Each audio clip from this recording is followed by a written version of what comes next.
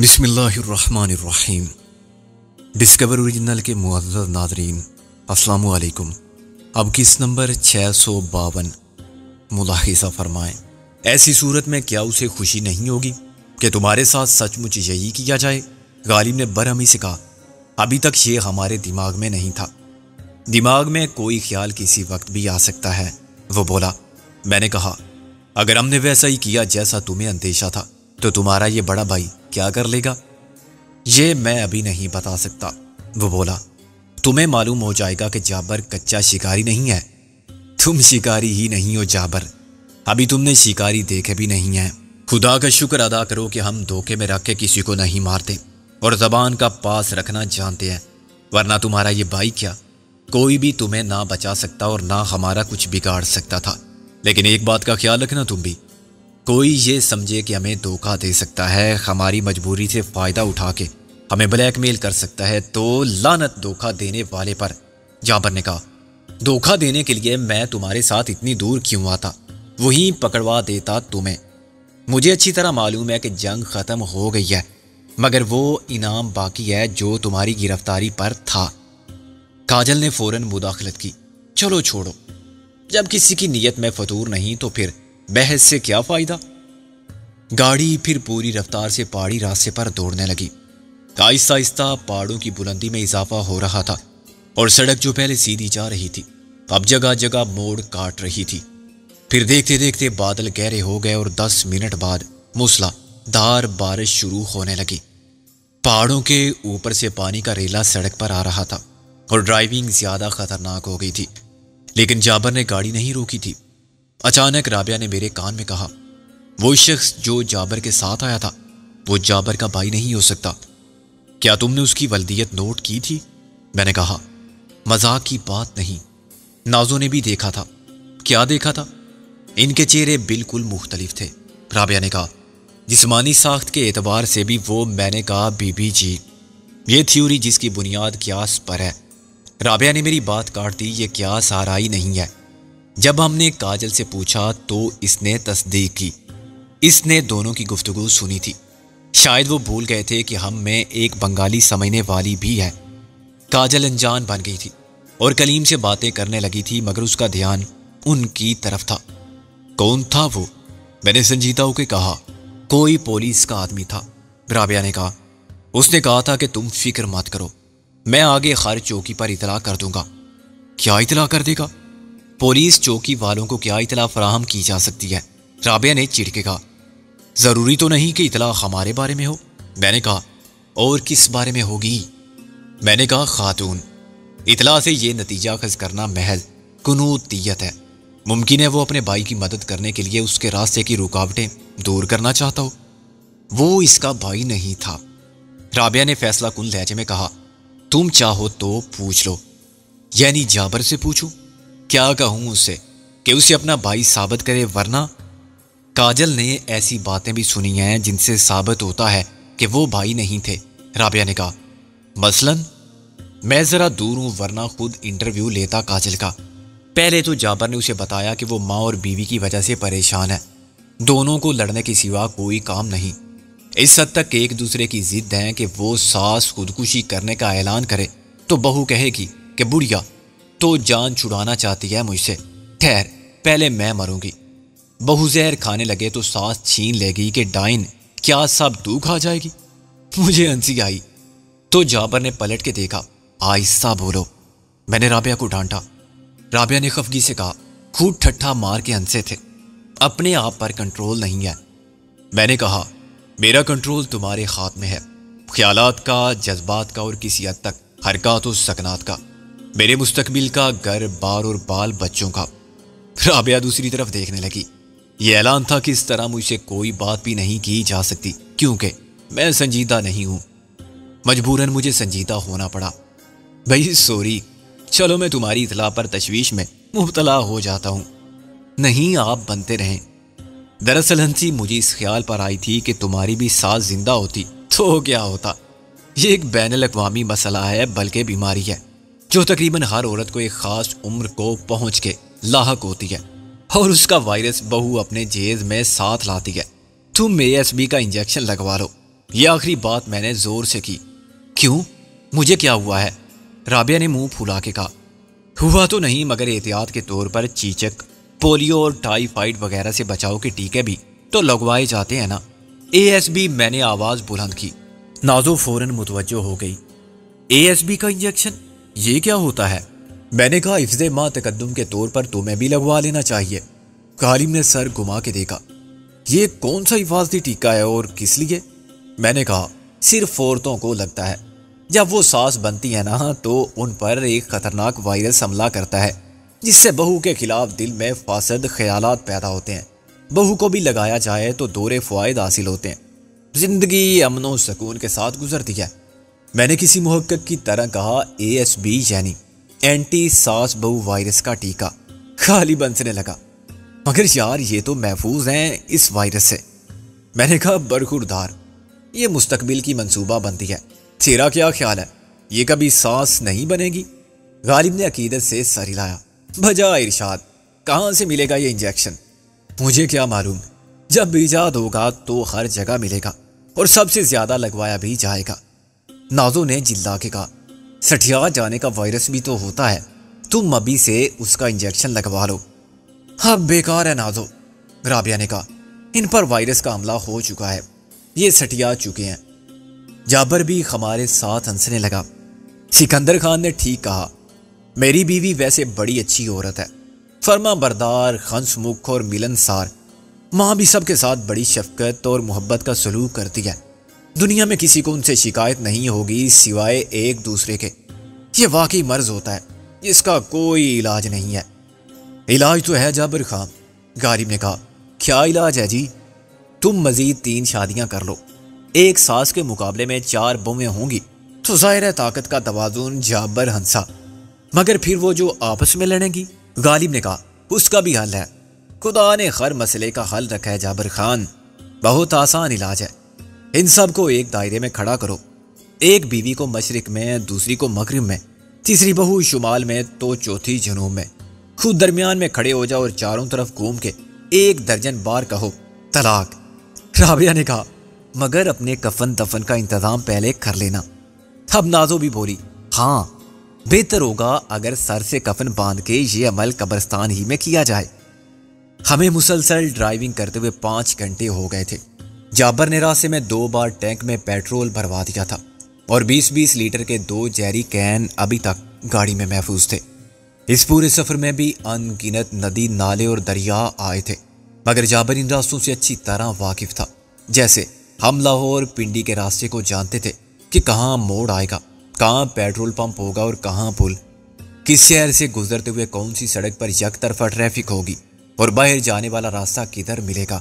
جہاں ضرورت محسوس ہوئی اس نے کشتی یا فیری کے ذریعے کار کو پار اتارا، مگر بیشتر مقامات پر اس نے گھوم پھر کے کوئی پل تلاش کر لیا یا ایسی جگہ دیکھی جہاں پانی کم تھا اور کار کو اس میں سے گزارا جا سکتا تھا۔ اسے اچھی طرح معلوم تھا کہ کہاں پانی کی گہرائی خطرناک نہیں ہوگی اور پانی کی سطح کے نیچے خطرناک گڑھا یا دلدلی زمین نہیں ہوگی۔ رات کا اندھیرا پھیلنے لگا تو اس نے ہم سے پوچھا کہ ہمارا ارادہ کہیں رک کر رات گزارنے کا تو نہیں ہے؟ میں نے کہا، تمہارا تجربہ کیا کہتا ہے؟ کیا رات کا سفر غیر محفوظ ہوگا؟ نہیں، خطرے کی تو کوئی بات نہیں۔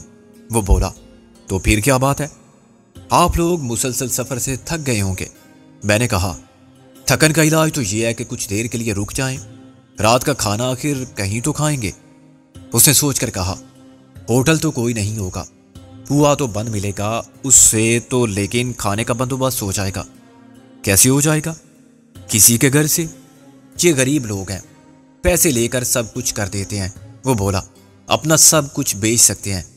تمہارا مطلب ہے ضمیر، ایمان؟ میرا مطلب تھا بیوی بچے تک۔ وہ تلخی سے بولا، ایمان وہ اپنے پاس رکھ لیتے ہیں دوسری دنیا کے لیے۔ وہ کھانا پکا کے دیں گے؟ غالب نے کہا، آپ کسی کو 100 کا نوٹ دکھائیں۔ وہ بولا، وہ کھانا پکائے گا اور حکم ہوگا تو ایک ٹانگ پر کھڑا رہ کے کھلائے گا۔ دوسرا نوٹ دکھائیں گے تو اپنی بہو بیٹی کو رات بھر آپ کی خدمت پر معمور کر کے خود گھر سے چلا جائے گا۔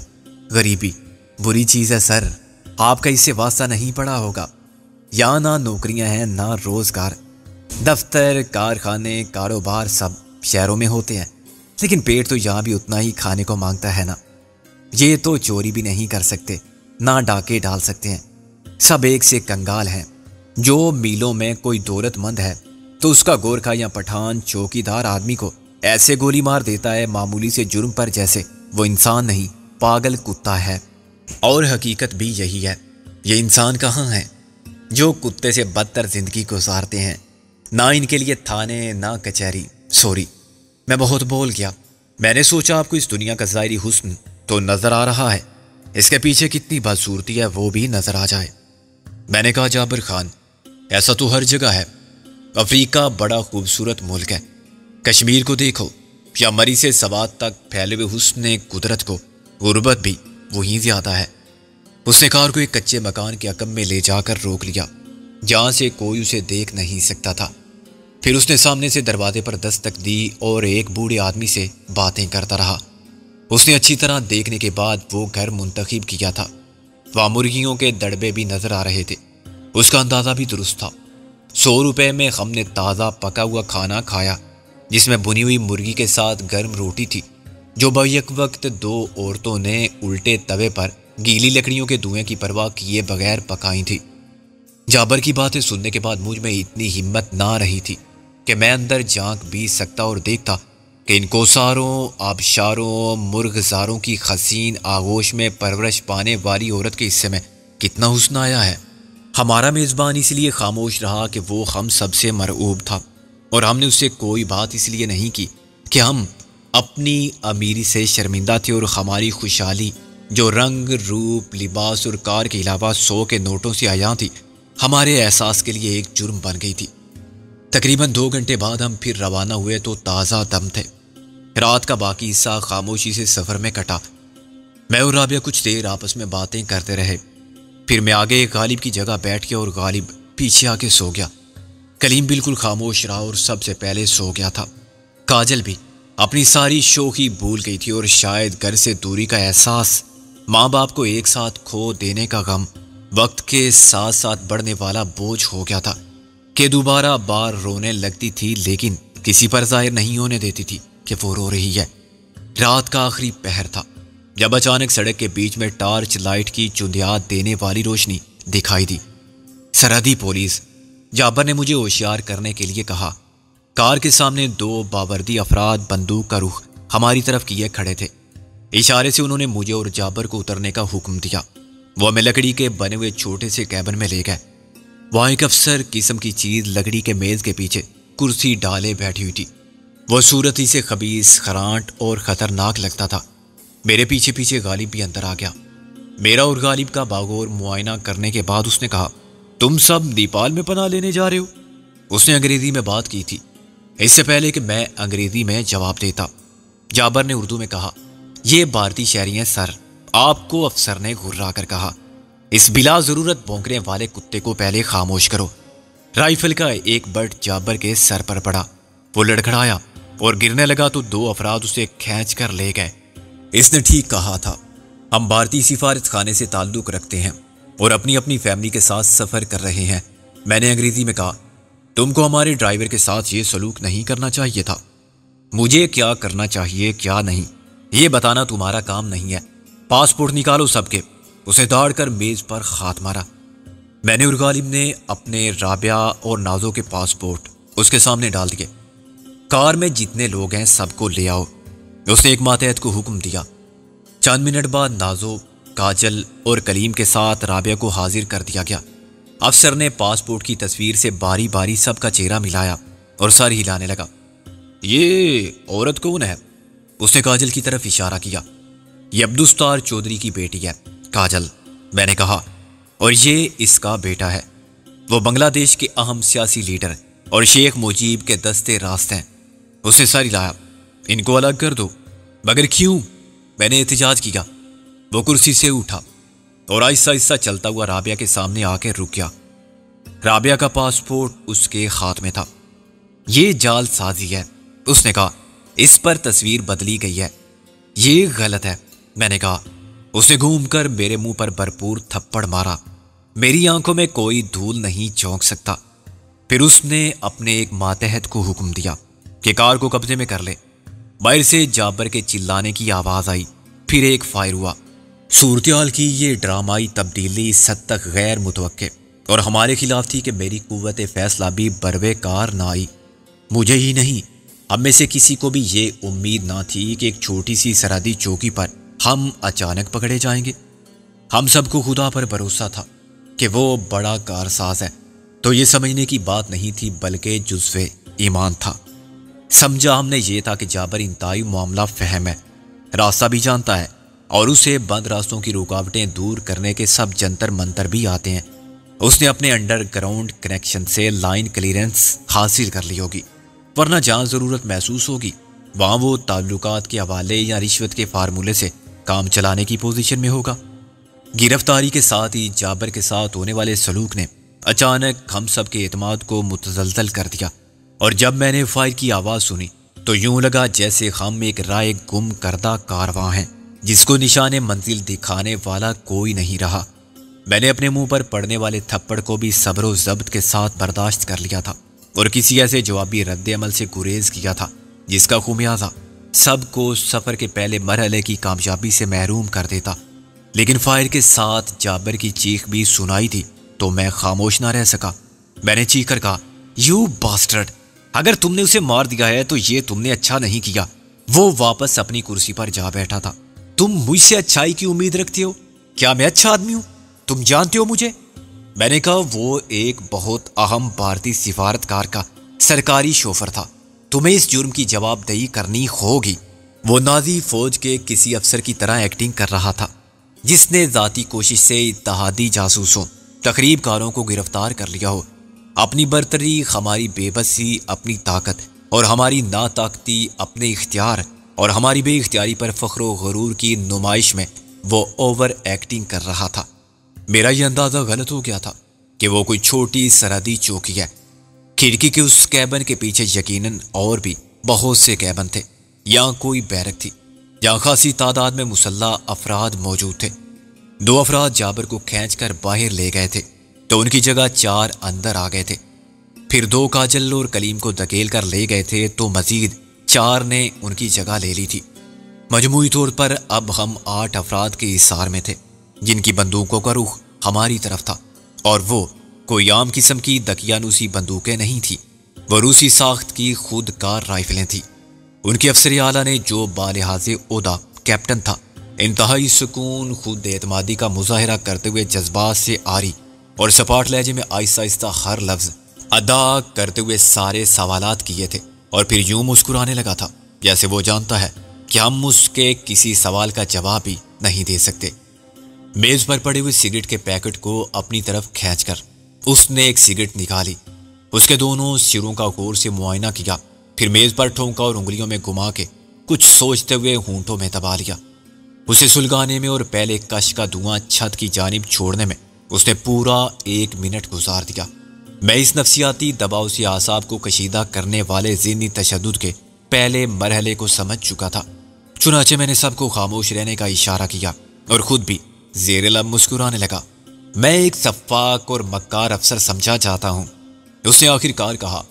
یہ جو میرے ماتحت ہے نا، پیٹھ پیچھے مجھے بہت کچھ کہتے ہیں، بیڑیا مشہور ہوں میں، اور میں برا نہیں مانتا۔ یہ ایک ایسی صفت ہے جس نے مجھے افسران اعلیٰ کی نظر میں بے عزت نہیں کیا، سرخ رو کیا ہے۔ اچانک اس نے میز پر ہاتھ مارا اور گرج کر بولا، اور تم کہتے ہو مجھے جواب دہی کرنی ہوگی؟ کس کے سامنے؟ تمہارے سامنے؟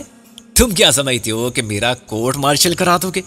اگر میں نے ایک معمولی ڈرائیور کو شوٹ کر دیا تو کیا میں تم سب کو شوٹ نہیں کر سکتا؟ کیوں زندہ چھوڑوں گا میں کسی ایسے شخص کو جس سے مجھے اندیشہ ہو کہ وہ ایک چشمدید گواہ کی حیثیت سے میرے خلاف اعلیٰ حکام کو بے بنیاد الزامات پر مبنی شکایت نامہ بھیج سکتا ہے؟ کون روک سکتا ہے مجھے اس جرم کا سراغ مٹانے سے؟ اگر یہ مان لیا جائے کہ میں نے جرم کیا تھا، یہاں ہر روز اسمگلر، سرحد پار کرانے والے ایجنٹ اور سرحد کو ناجائز طور پر پار کرنے والے مارے جاتے ہیں۔ یہی کام سونپا گیا ہے مجھے، اور میں اپنا فرض ادا کرنے میں کوتاہی نہیں کرتا، خوشی محسوس کرتا ہوں۔ میں رشوت قبول نہیں کرتا، اور کسی کے پاس پردھان منتری کا خط بھی ہو تو پھاڑ کے پھینک دیتا ہوں۔ اب میں اس کو سمجھ چکا تھا یا تو وہ نفسیاتی مریض تھا جو اپنے احساس کمتری کو مٹانے کے لیے اپنی اہمیت کی تشہیر کرتا تھا۔ وہ اپنے اختیار و اقتدار کے اعلان سے خوشی حاصل کرتا تھا اور لوگوں کو خوف و دہشت میں مبتلا دیکھ کر اس کی خود اعتمادی بڑھ جاتی تھی، یا وہ محض ڈرامہ کر رہا تھا۔ میں نے کہا، یہ سب تم مجھے کیوں بتا رہے ہو؟ کیا میں مجرم اور اسمگلر ہوں؟ ناجائز طور پر سرحد پار کر رہا ہوں؟ میں نے رشوت دینے کی کوشش کی یا پردھان منتری کا خط پیش کیا؟ تمہاری باتوں سے میں خوفزدہ نہیں ہو سکتا۔ اس نے پاؤں میز پر پھیلا کر سگریٹ کا کچ لیتے ہوئے میری بات ایسے سنی جیسے نہیں سنی، اور چھت کی طرف ایسے دیکھتا رہا جیسے اپنے خیالات میں محو۔ پھر اس نے محافظوں کو مخاطب کیا، تم نے تلاشی لی ان سب کی؟ ایک نے دوسرے کی طرف اور دوسرے نے تیسرے کی طرف دیکھا، لیکن جواب کسی نے نہیں دیا۔